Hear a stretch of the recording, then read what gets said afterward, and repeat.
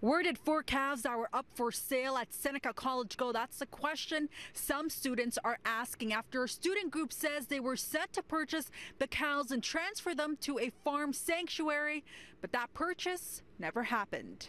We adopt out all of our dogs and cats at the end of the year, and the rodents, and everybody finds a home, and for the calves it's just been the way it is, that they go to slaughter.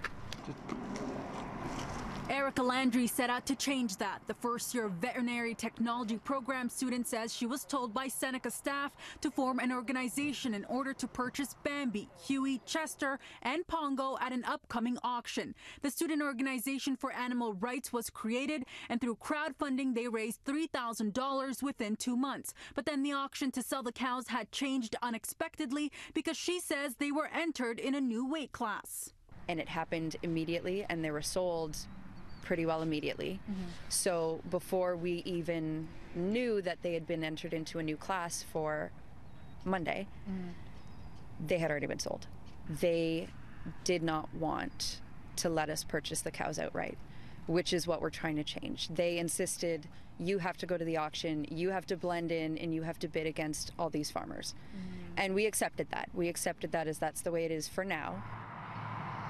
The college says the calves, along with the other animals on site at the King City facility, are used for educational and training purposes and are well cared for. The program can't keep cows as they grow into adulthood, and the program coordinator says the animals end up going back into the food production stream where they came from. They knew when they were leaving, they just were not at the auction to buy the cows. So that was really unfortunate for them. And we know that they're very disappointed. And so they did do everything right. So we're disappointed for them too. We wouldn't do an on-the-spot individual sale to the students. That isn't part of our practices. Why is that? Because we have a lot of regulations that we have to adhere to. As to who the cows were sold to, the college says they're not privy to that information, but they did hold a town hall to address the students' concerns and communicate their policies, which Landry applauds. But she now wants to keep an open line of communication, so in the future, there are other options than just auctioning off the animals. If it's next year that we are able to save our cows, then it'll be next year.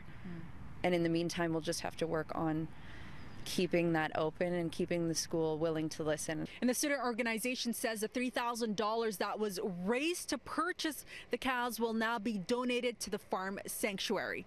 It was a viewer who alerted us to this story. If you have a story you want us to look into, here are all the ways you can get in touch with us. At Seneca College's King City campus, I'm Faiza Amin for City News.